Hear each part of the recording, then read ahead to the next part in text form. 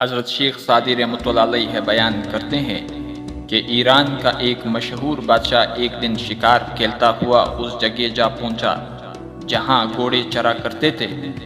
بادشاہ کا لشکر اس سے پیچھے رہ گیا تھا اور اس وقت بادشاہ تنہا تھا۔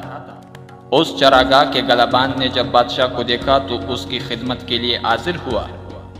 بادشاہ سمجھا کہ شاید یہ میرا کوئی دشمن ہے جو مجھے تنہا دیکھ کر میری جانب بڑھا ہے۔ اس نے کندھے سے کمان اتاری اور اس گلابان کا نشانہ لے کر تیر چلانے کا ارادہ کیا۔ گلابان نے بلند آواز سے کہا کہ حضور، مجھے پہچانے میں گلابان ہوں اور آپ کے گھوڑوں کی نگرانی کرتا ہوں، نہ کہ دشمن۔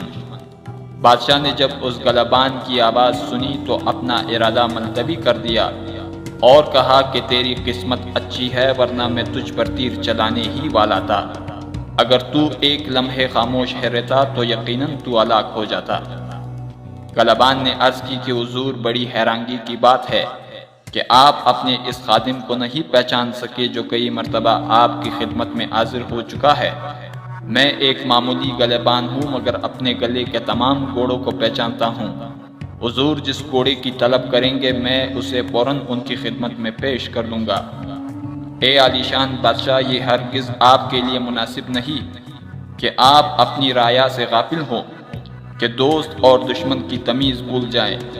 حکومت کرنے کا سنہری اصول یہ ہے کہ بادشاہ اپنی رعایا کے تمام افراد کو پہچانتا ہو اور اپنا تخت آسمان پر نہ بچھائے۔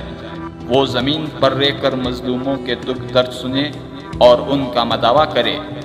ہر فریادی کے دل کی پکار بادشاہ تک پہنچے، اور اگر کوئی ظلم کر رہا ہو تو وہ در حقیقت بادشاہ کی جانب سے ہے، کیونکہ کتا کسی کا دامن پاڑتا ہے تو وہ جواب میں کتے کا دامن نہیں پاڑتا بلکہ اس کے مالک کا دامن پاڑتا ہے۔